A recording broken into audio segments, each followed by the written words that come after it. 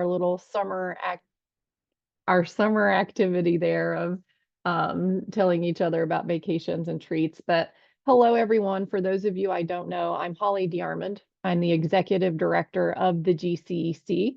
And welcome to our June virtual connections. As many of you know, because you come to several of ours, we do these about once a month, about 8 to 9 times a year, always on Friday, always at noon Central Time.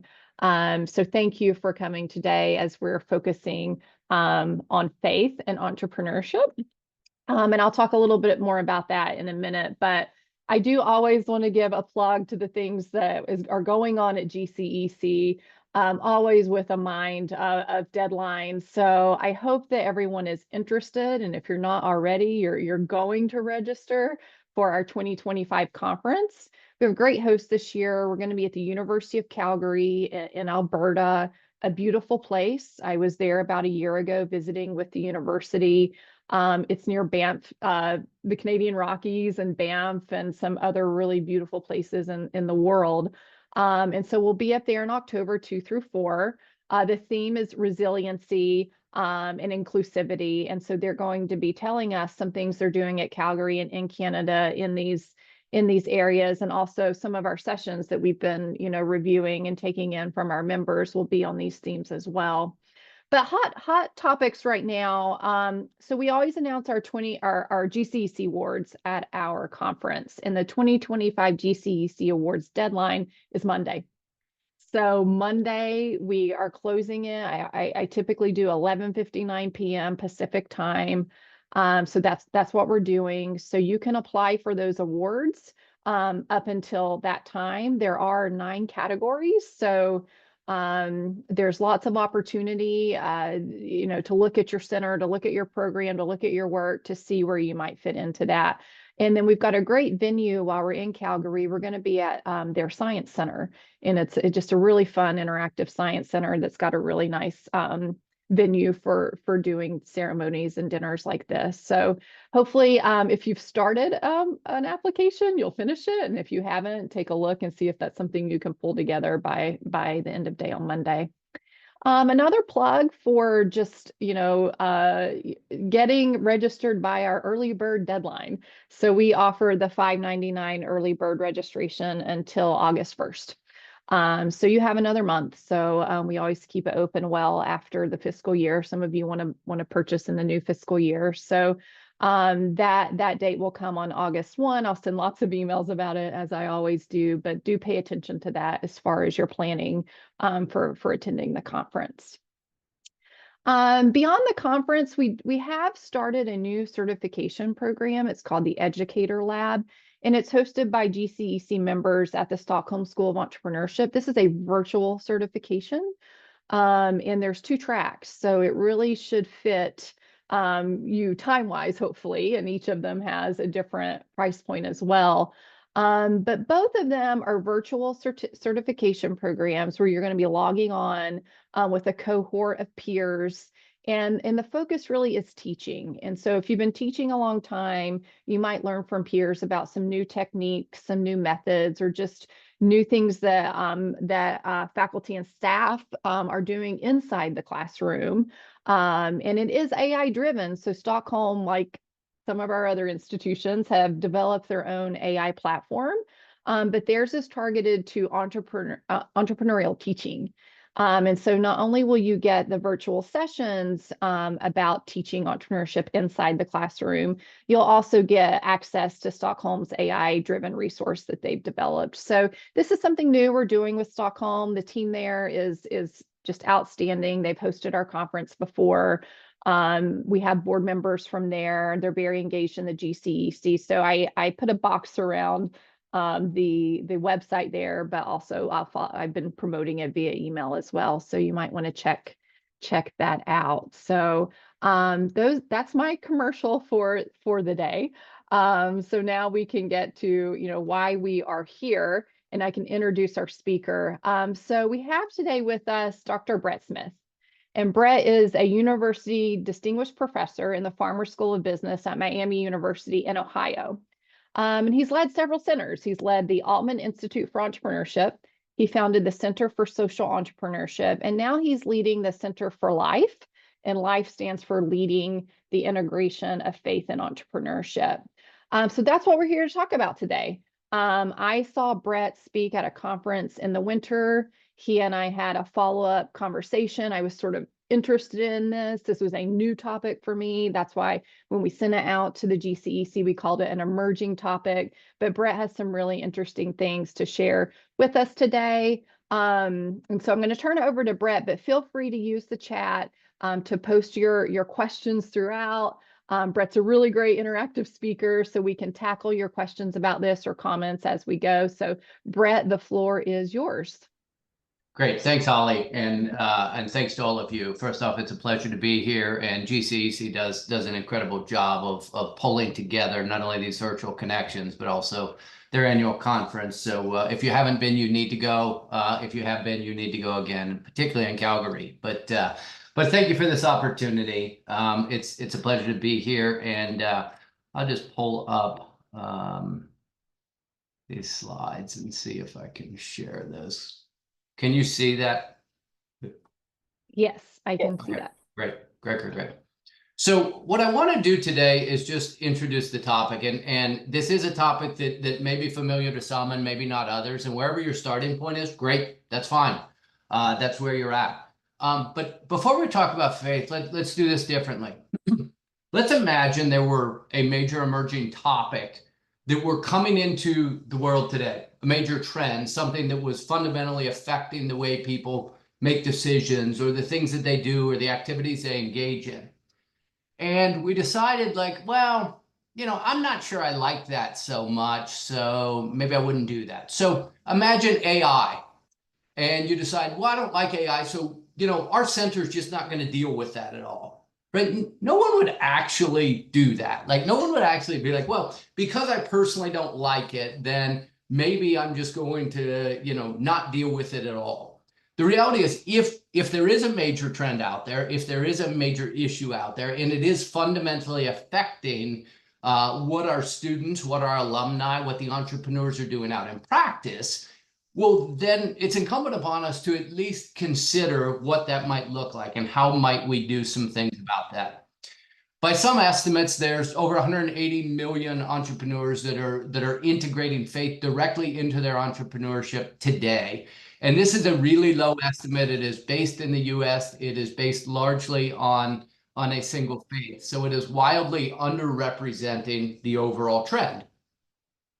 There's a growing practice out here, and people will say, oh, you mean like small nonprofits and social entrepreneurs? Yes, in part, but that's only a small part. Again, the Global Impact Investing Network suggests faith-based investors are literally investing hundreds of billions of dollars every year.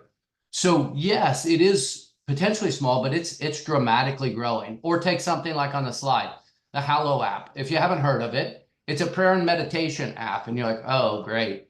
Well, great, but it's raised $150 million in venture capital.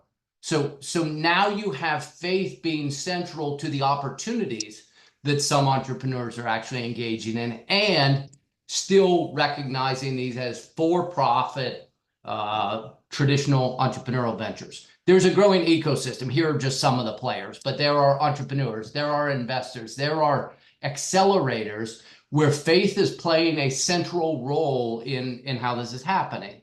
You're like, well, I haven't heard of any of those. Okay, well, maybe you've heard of some of these. Maybe you've heard of Peter Thiel. Maybe you've heard of some of the companies he's invested in. And they are actually making this a core part of their conversations with their portfolio companies.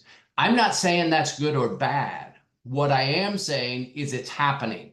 This is occurring in practice. So whether we choose to say, hey, that's personally relevant to me or not, the fact that it's happening in practice, that it's materially affecting the entrepreneurial process, says maybe there's at least some reason we may want to think about what does this look like for universities and for centers to engage in it. So if we look a little bit more even at some of the research, people say, well, why should we drag this in? And here are, again, just some of the many ideas.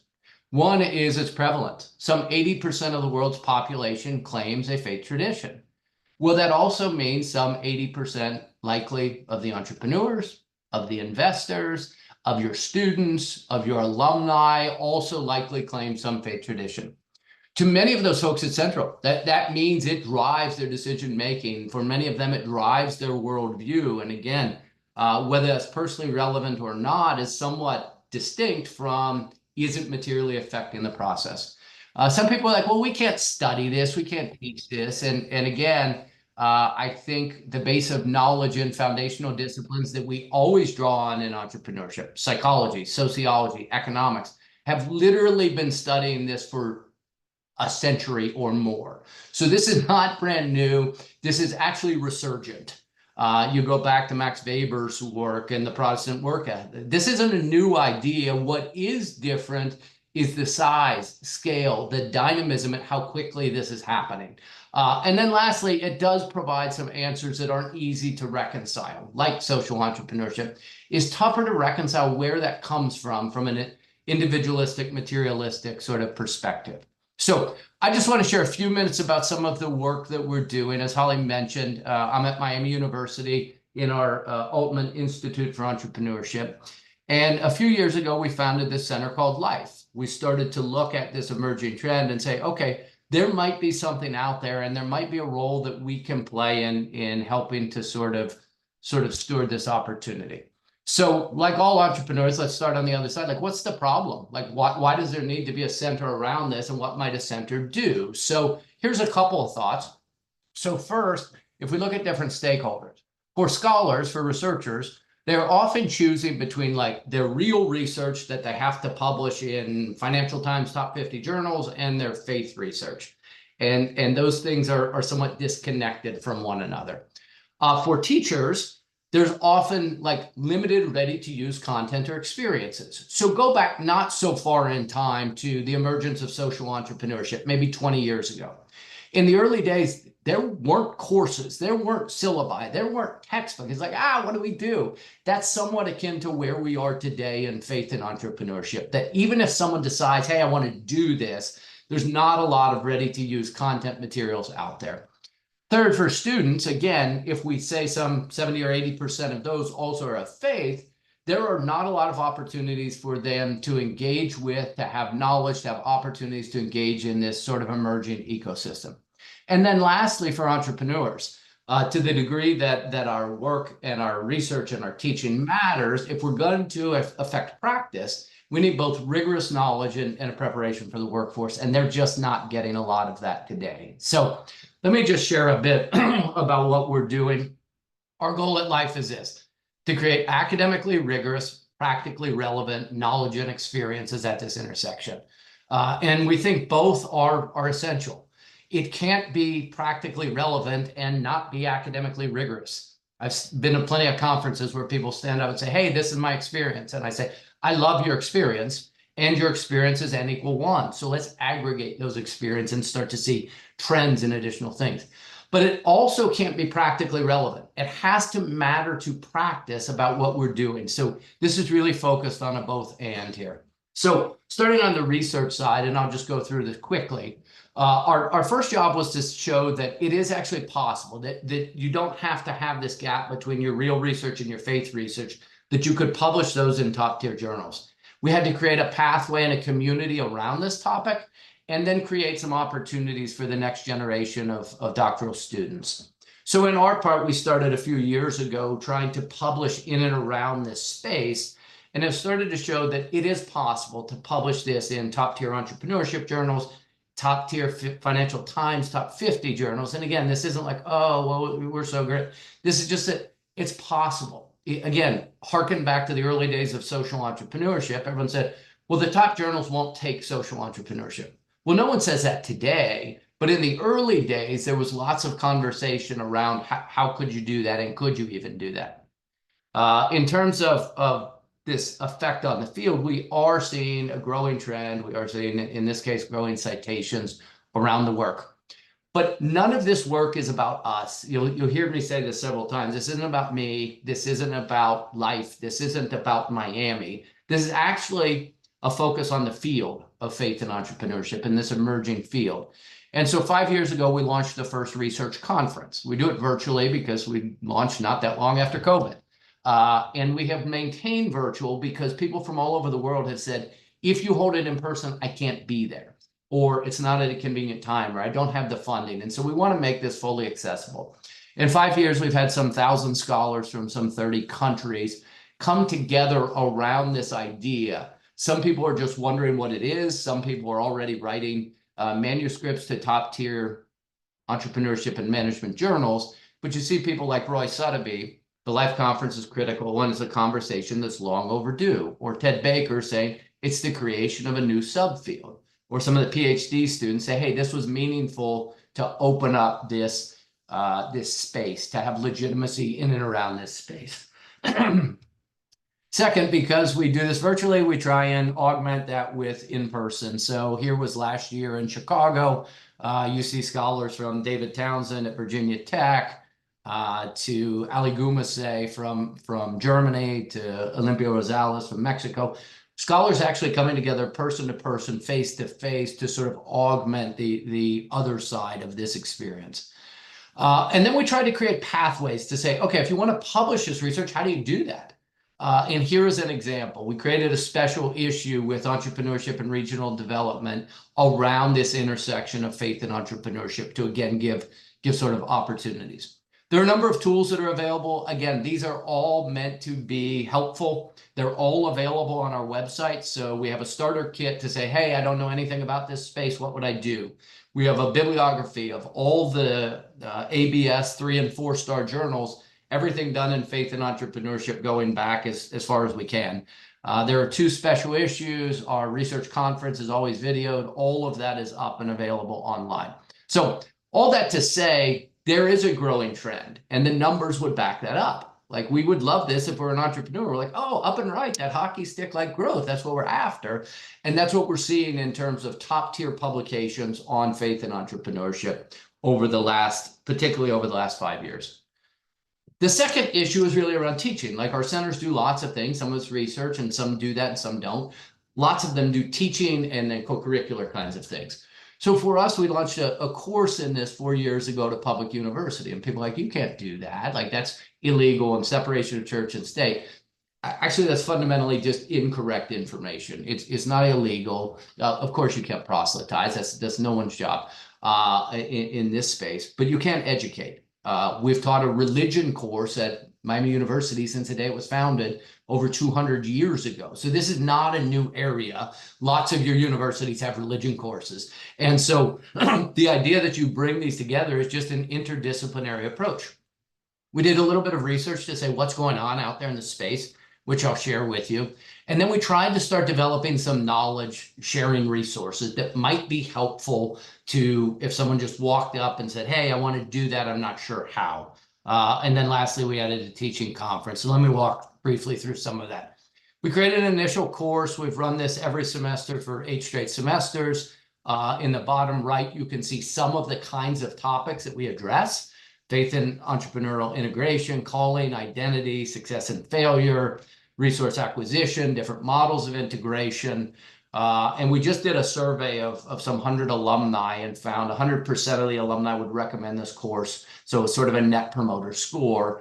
And that some 96% of those said it's been very relevant to my post-graduation career. And these are students that have been out within the last 4 years. Again, this isn't about us. This is about the content and the fact that it's relevant to them. We've added a PhD seminar. This is, again, to help the best and the brightest that are interested in this space and are likely not seeing this sort of teaching at their home institution. That's fine. Entrepreneurship did this all the way back to Venkat, and Shane and Venkat did this in entrepreneurship. And now people like Sophie Bach and Tom Lumpkin and others are doing this in social entrepreneurship. So it's not uncommon to have specialty areas begin to grow through kind of specialized topics. Here's an example that we're doing. We'll do it the 4th one this year in Copenhagen, in adjacent to the Academy of Management. And then we did a little research and said, what's going on out there? So we engaged with a number of universities around the country and had some focus groups and conversations to start to understand what was going on out there. Again, this reminds me a little bit of the early days of social entrepreneurship. There's a few people doing some really interesting work. It's small, it's fragmented, and they're not talking to each other. And so as we began to understand what the landscape looked like, we're like, okay, great. Our role is then just to help sort of facilitate these kinds of conversations. So first thing we did, we created a syllabus exchange, available for free through the website. There's some 30 syllabi and growing of courses that are out there where schools are teaching some version of faith and entrepreneurship for free, readily available. It's all yours. Second, we developed a prototype course because even back in the days of social entrepreneurship, people were like, syllabus is great, but I don't know what to teach. I don't have videos. So this is a full turnkey operation. You can have videos, you can have teaching notes, you can have PowerPoints. You can pick some of it, all of it, none of it. You can edit it. Like, this is all just to say, if you're trying to get up and running, there's some content out there to at least be the raw material to kind of get you started.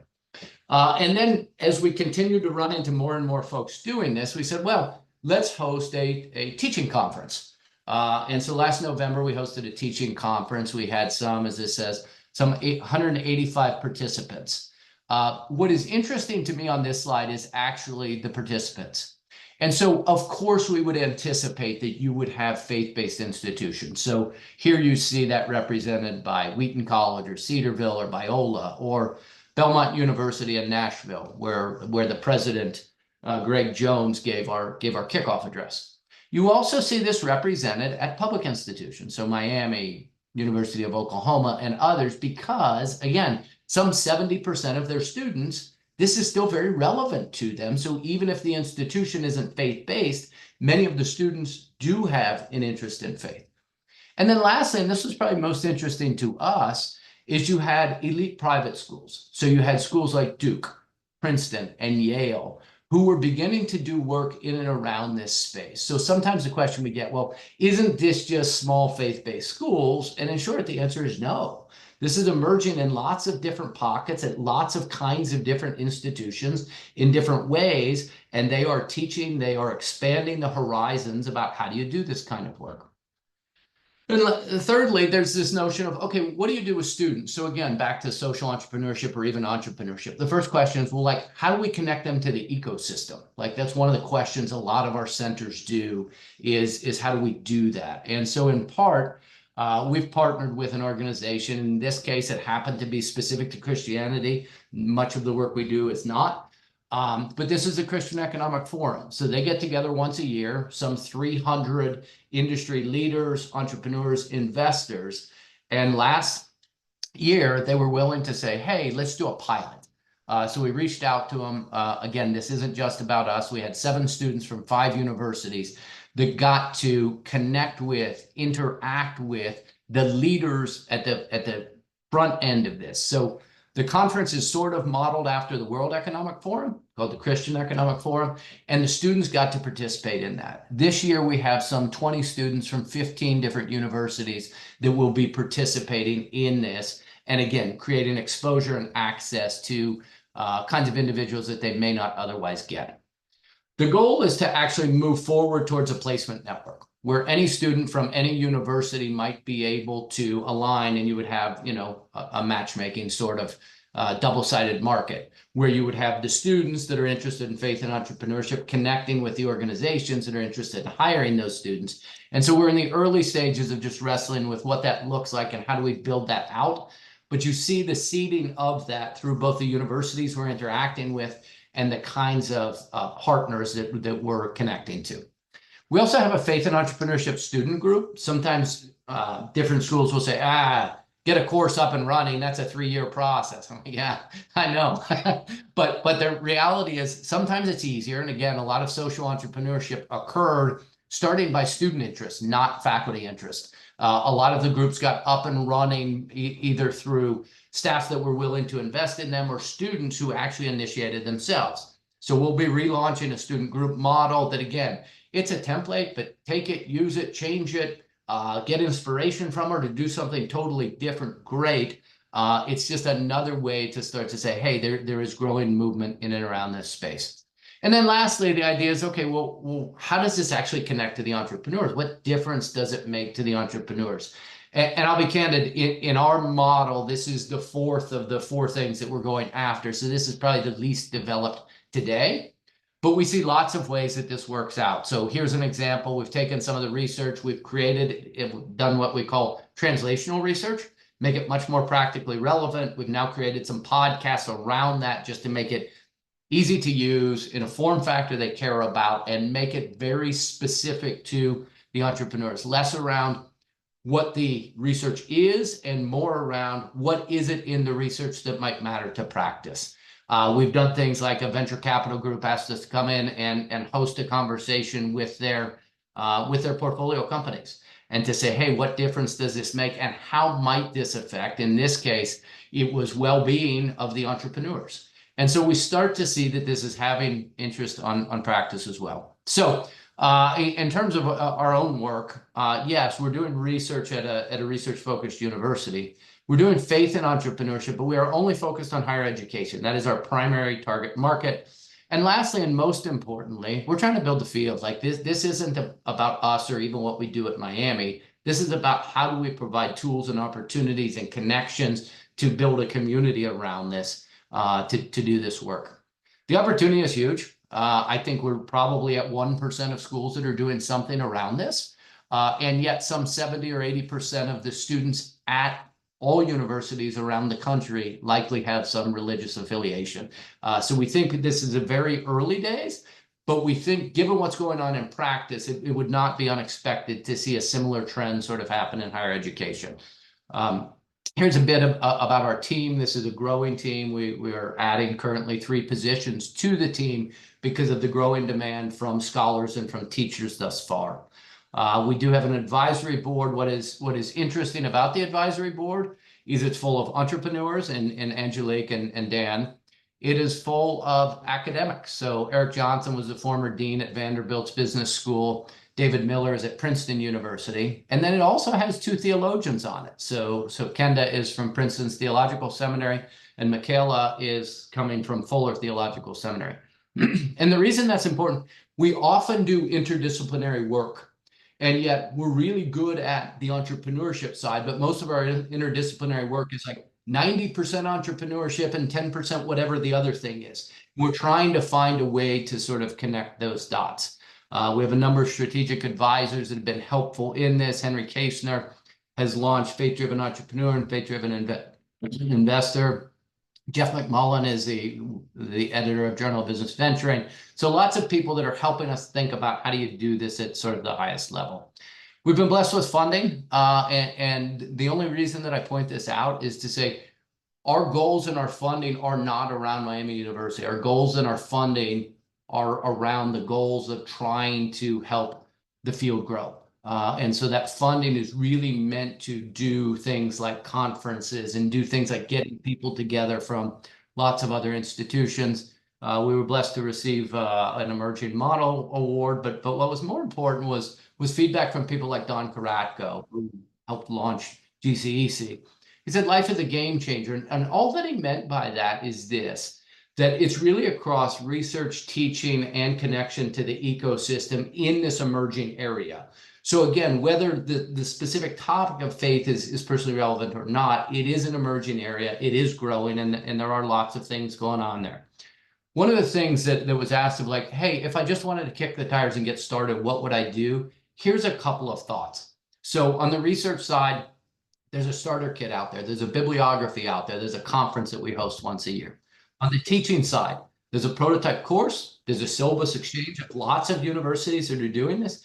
There's a conference that we get together once a year. It'll be November 6th this year, where you can come and meet other people that are interested in and around this space, but also see what they're doing.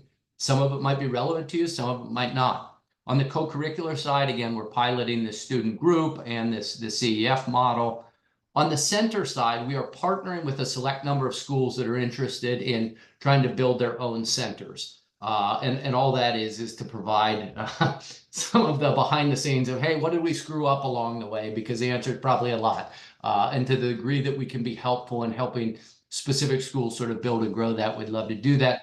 And then lastly is around entrepreneurs and how do we do translational research and consulting and really sort of influence practice that way. So To the degree that's helpful, here's the website, it's useful.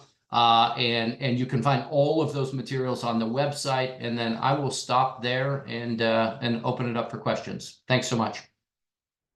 Great. Thank you so much, Brett. That was very informative, and thank you for telling us about your journey. I mean, for me, when you were connecting it to the work 20 years ago in social entrepreneurship, a sort of light bulb went off, and I sort of got to what you were talking about. But we do have some questions in the chat. So we had one from Brandon Pascal, and he says, "This is an overly faith-based trend. Is there any information on religious people leading things in this space, and how many faith-based people may be leading things that are secular in nature?" Yeah, it's a really good question. I mean, the fact that it's a faith-based person does not mean that the opportunity or anything else is necessarily faith-based. We see that even in the work with some of the faith-based accelerators. Often, there are two things that are interesting. One is they do not require the people that are coming into the accelerator to be a faith-based or to have a specific faith. What they do say is, part of our content is going to be around that, so you have to be open to that sort of a conversation. Secondly, many of the companies themselves have nothing to do with faith.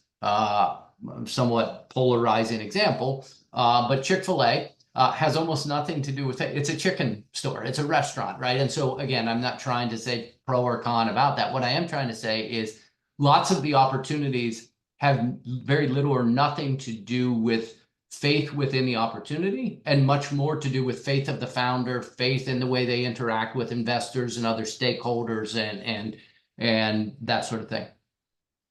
And we definitely talked about this in our pre-meeting, but is this a US only trend? And you shared a little bit about that in your slides, but if you could talk more about what's going on globally, that might be helpful. For sure. I think it's emerging in lots of parts around the world. We have certainly interacted with folks from Western Europe. I can think off the hand of the UK, France, Germany, Italy. We have done some work with folks down in Central and South America. There's emerging work on the practice side in particular, but now increasingly on the university side, also on the continent of Africa. And so I don't see this as US-centric. Most of our work has been US-centric only because that's where our first points of contacts were. I would expect over the next few years, you would see this broaden out sort of across the globe because you're starting to see that in different pockets around the world. Are you seeing it in VCs around the world? Because I know you noted in, Peter Thiel's fund, but is it also happening outside of Silicon Valley? Yeah, I think you are seeing that's right. So I think a lot of the funds that started this were actually not in Silicon Valley. So I think there's a fund in the Chicagoland area called 11 Tribes. There's a fund down in Dallas, Texas that is called Eagle Fund. There's a fund that just launched in Birmingham, Alabama, where GCEC was not so long ago. And so I think you're starting to see a number of funds. That what is interesting is how the investors start to think about what difference faith makes when they're examining portfolio companies. So it's a very small issue. It's sort of a nice to have. We're looking at it. We're considering it of one of many other things. Others go very, very far and will ask for even a letter from someone from your religious community or your religious place of worship. And so it is all over the board in terms of what venture capitalists are doing and what role it is playing. But I think that's actually not unlike, again, social entrepreneurship. Social entrepreneurship started when you had here's like Muhammad Yunus and he wins the Nobel Peace Prize. And again, that's not when it started. That's when it got a lot of popularity. I think what you're seeing here right now is there's lots of different experiments going on all over the world about how do you integrate and what does it mean to integrate? How deeply or loosely do you integrate and how much discretion do you give or not give? I will say this just on the research side. We did a study with a group of entrepreneurs that were pitching, and the net results of the study were religion was really attractive to religious investors. No great surprise. It was neutral or slightly negative to secular investors. And it did not affect things in the way that people thought. It didn't mean that the investors were like, oh, you have a great business because it's It has either a founder of faith or a faith element. Instead, it meant they found the founder to be more trustworthy. So it was actually a reflection of the founder of the team than it was actually the business opportunity. And again, I think there's lots and lots of emerging work going on in here. And this is where the growing research is important because it allows to bring those learnings back into the classroom as we continue to build the foundation of knowledge in this space. Staying on global, there's a specific question from Carrie about are you doing research in Africa, and do you have a reach there? So any work there? We do. We're actually working on a project right now in Sierra Leone, where we're looking at both Christian and Muslim entrepreneurs and trying to understand the role of religion in terms of both their launch of the ventures and their sustainability. There are other faculty that I know from around the world. Again, this is not about us, that are doing really interesting work with an organization called Synapis who does lots of work growing in Africa. There are a number of people that are doing social entrepreneurship work in Africa. So like this is really growing. Like I don't think one of the things that came out in the early days of the social entrepreneurship work is in many parts around the world, many scholars would say, hey, there's something else we're not talking about in this study, and it's called religion, and we're not going anywhere near it. And I think increasingly people are starting to say, hey, we know it matters. And so now we are starting to go near it. We're getting a little more comfortable. It's a little more normalized to be like, hey, you can research this. It can be done well. It can have important impact on the overall field. And how's it been on your campus? I remember I was working in entrepreneurship when social entrepreneurship was proliferating at our university, and there were some deans and some leaders who were more supportive of it and some that weren't. I imagine just like you were saying, there are some leadership challenges as you sort of bring this to your campus, but what's been your experience and advice on that? Because you clearly raised money, you've clearly got support, so you know what to do. Well, I think part of the issue is how you communicate it and how you talk about what you're doing, right? I think when people get really nervous is when you do sort of bridge that separation of church and state, when you do try and hey, there are people on a campus who decide this is really cool because they want to evangelize. That's not what we do in higher education, right? Our job is to actually educate. And so I think you have to provide really clear lanes and really clear understanding for people. And you also have to understand, we tried to do it a bit just on the front end to help people understand, like, even if it's not relevant to you, it doesn't mean it's not relevant to entrepreneurship. And so even if you happen to not be a person of faith, that's great, like good, bad, indifferent, like zero issue there.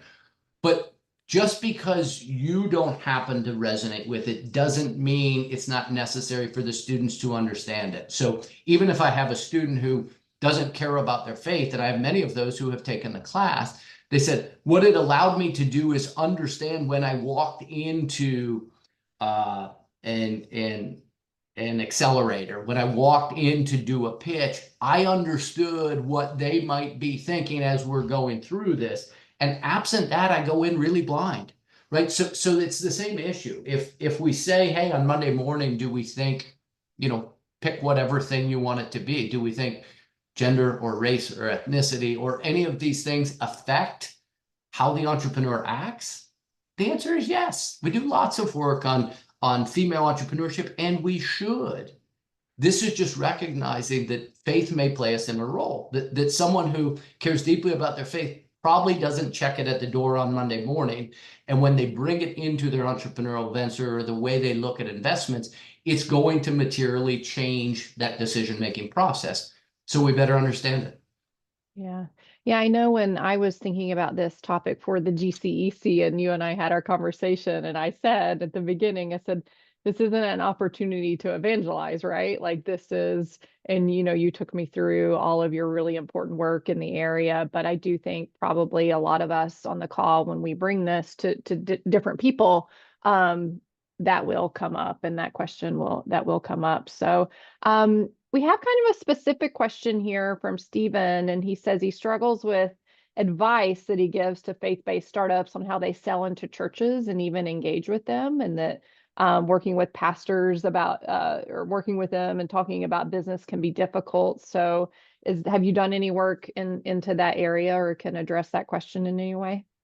We've done a little bit of work with some entrepreneurs that actually sell into those churches. I guess I would argue if you strip the faith element out of it, it's not that different. And sometimes we act like, oh, faith is so different. And other times we sort of forget all the things we already know. And all I mean by that is we sort of don't draw on the lessons we know. So my argument is it's not all that different than selling into nonprofit organizations, right? So there's parallels. I'm not saying there aren't differences. I'm not trying to minimize the differences. But what I am trying to say is there are things that we do know from doing work in social entrepreneurship or nonprofit work that suggest, yes, they are going to have a materially different way at which they analyze things, the things that they prioritize, the different bottom lines they might consider. And I think there are a lot of parallels we can lean on from that other work that helps educate us on what that might be like. Again, it might not be perfect, but it's going to get us further down the path than just like, oh, we don't know anything about this. I think there's enough work we can lean on to at least get a good starting point. Yeah, certainly knowing your customer is relevant to any type of venture or approach to entrepreneurship.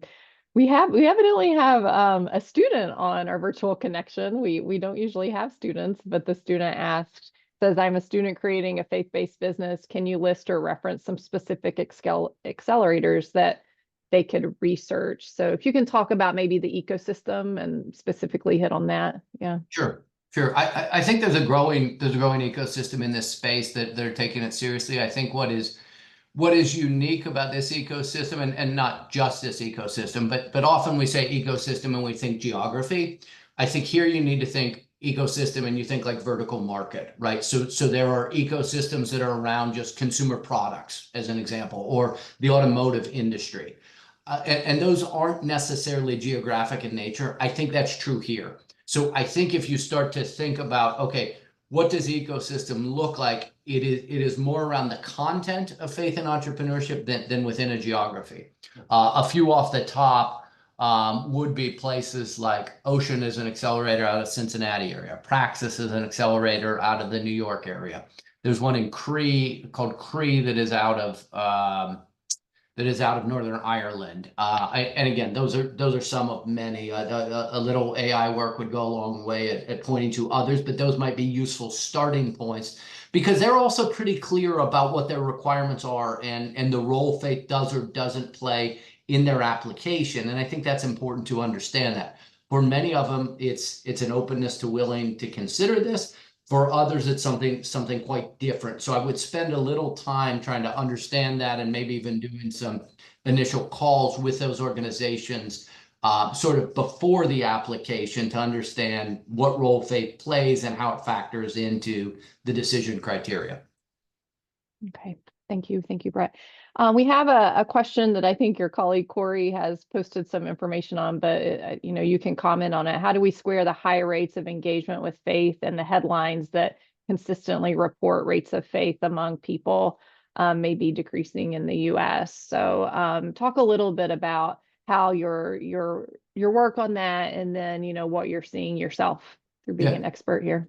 I would say a couple of things. First off, the most current data says that actually rates of religiosity, at least among young people, is actually growing. You look at the Catholic Church and it's growing for the first time in many, many years. So you're seeing younger people 30 and under that are actually increasing the number of rates of people compared to just recently 5 and 10 years ago. Secondly, I think that you're starting to see a recognition that's been around for a long time. Again, in entrepreneurship, we may not understand it, but look at something like religious studies. They've been studying this for a long time. We have a wonderful colleague that is in the religious studies department that teaches in our classes sometimes. And one of the things he says about religion, he says, religion is this, religion is this, religion is this. And he gets to the bottom and he's like, and religion remains. And so across all of human history, no matter how secular we go up and down, you look at Western Europe and you're like, oh, well, not so much there. Even there are pockets of it where religiosity is growing again. So one of the things that is true, at least across human history, as far as it's recorded, is religion hasn't gone away.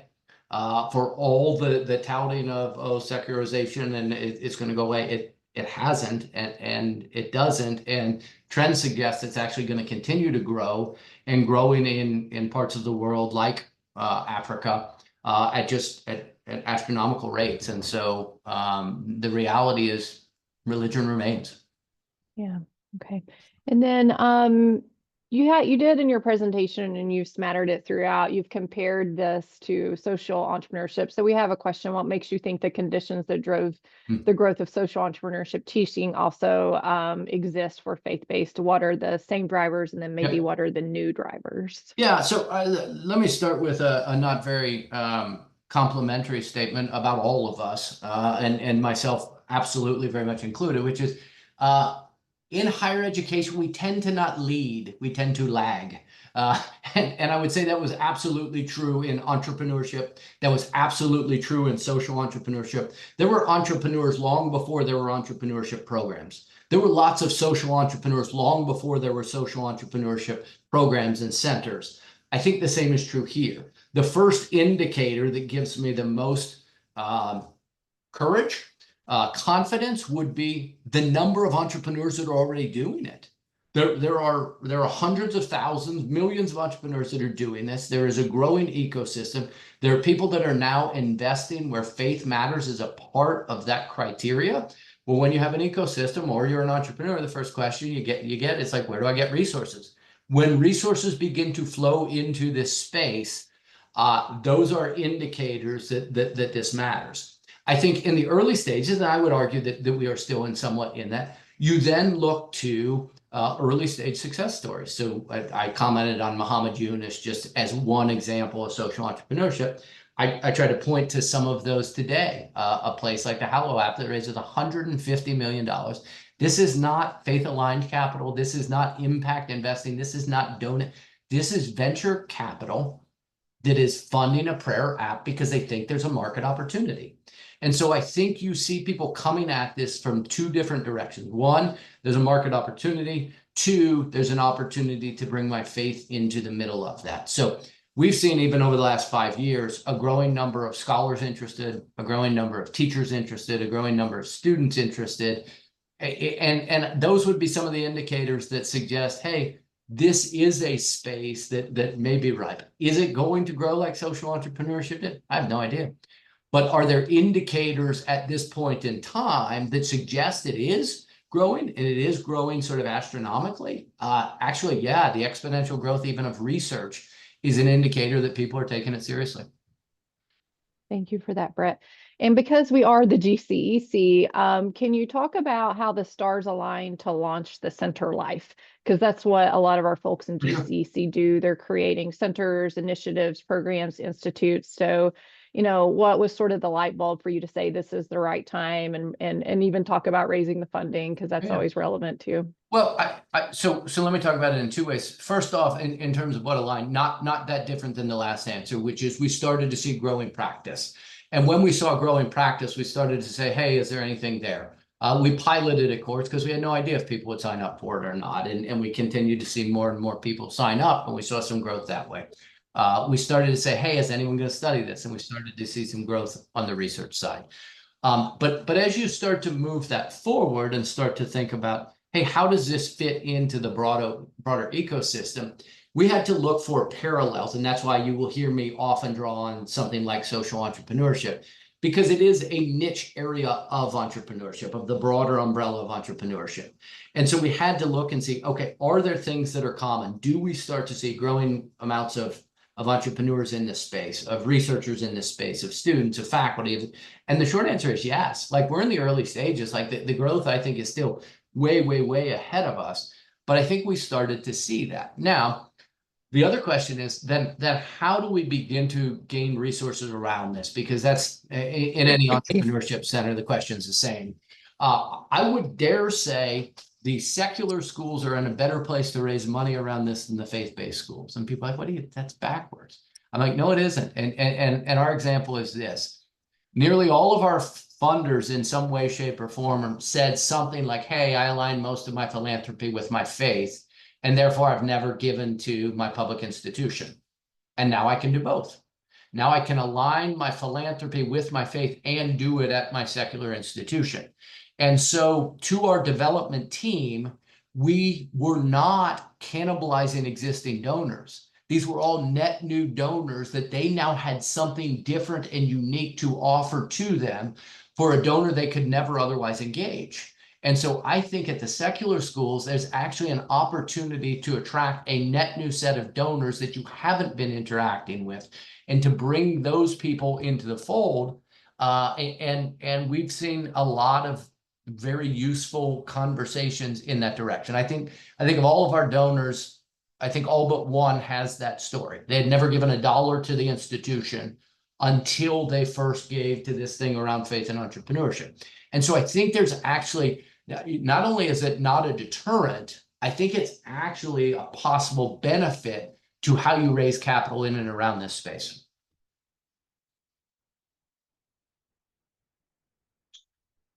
I was muted, but thank you. Thank you. And so we only have a few minutes left. So we always like to close with just sort of what are 2 to 3 best practices or tips if there's folks on the call that want to pursue this further, what are the action items that they need to take? Yeah, so let me just offer a couple. I offered a couple in the slides, and I think we'll share out those slides. But if you go to our website, you can find all of this material there. And again, that is not an advertisement for us. That is actually an advertisement for the field. If you want free resources around teaching, research, student groups, all of that is there. So I would give somewhat more broader advice. So my first would be like, be curious. Like, whether this is personally relevant to you or not, I would like explore. Do you actually think this is an emerging, growing phenomenon? I argued and presented a case that I say I think it is. I think there's data out there. There's evidence. Cool. Do you see that? Do you see entrepreneurs? Do you see students that are interested in this? Rather than decide ahead of time, yes or no, I don't think you should decide either way. Let's do what we do as entrepreneurs, right? A colleague of mine says, eat our own dog food. Like, let's go actually explore this like we would any other opportunity and see, is it there? Is it robust? Do we have funders? Do we have stakeholders that might be interested in this? Second is somewhat aligned, like try something, anything. If the answer to the first question is yes, do something. Like, it doesn't have to be a big thing. It doesn't have to be go raise $1 million, but it might be like, hey, let's try this student club. Hey, let's reach out and see if we could send some students to this CEF and this economic forum where the entrepreneurs and investors are getting together. So try anything. Like, I think the stakes are actually pretty low to go ahead and try something. Like, we try things all the time. We try pitch competition. We try AI. Why would you take any different approach to this? So try something. And then lastly, and I think this is so true, and I think GCEC does such an incredible job of facilitating this, but like, reach out to others. Like, this is a very helpful community that wants to support each other. We're not competing with each other. We're actually all working together. I've seen it in entrepreneurship. I've seen it in social entrepreneurship. We've seen it here. But I think in particular, social entrepreneurship and faith and entrepreneurship actually lend themselves even further in that direction, right? There's almost a more of a collective nature to all of this. So in all seriousness, there is no pride of authorship. This is an open sharing community. Even as I said, any of the things that we have, use part of it, use a little bit of it, and do other things, and then give back to the community. I think that's what makes a place like GCEC so important, is people like the Don Karatkos and the Mike Morrises of the world, and the people that have been around building this field never made it about them. They always made it about, how do we lift up other sectors? How do we partner with other people's? How do we have this open sharing community where, hey, sometimes you use some of our stuff, and man, sometimes you give back to that community, and it sort of lifts all boats. So be curious, try something, reach out to others. There's a lot of people that are willing to help. I love that, Brett, because it's words we've said to all of our student entrepreneurs multiple times. So we say it to ourselves at the end of this session. I also want to give a shout out to just everybody who's here. There were so many useful resources that were posted in the chat. And so to put a finer point on it, after this session next week, we'll send out Brett's slides, we'll send out the recording, but I think I'll also download this chat and attach that to the email, because I think there are some relevant, there's some relevant links in here. So Brett, we'll get all of this out to those who registered for this session next week. So everyone, thank you for joining us. I was glad to bring an emerging topic to these virtual connections, something we hadn't talked about before. And so I'm really glad you're here. I'm glad you leaned into this. We will be taking a break in July. We will not have a virtual connections, but we'll start back up in August and go through the fall. So just stay tuned to email, LinkedIn, Slack, for any information for when we have our August virtual connection, and definitely register for the conference. And Brett, thanks so much for your time. And Holly, yeah, thanks to you. You and GCEC are doing invaluable work. This is one example of many, but thanks to you, and thanks for hosting this today. that's very kind, Brett. Thank you. Well, everyone have a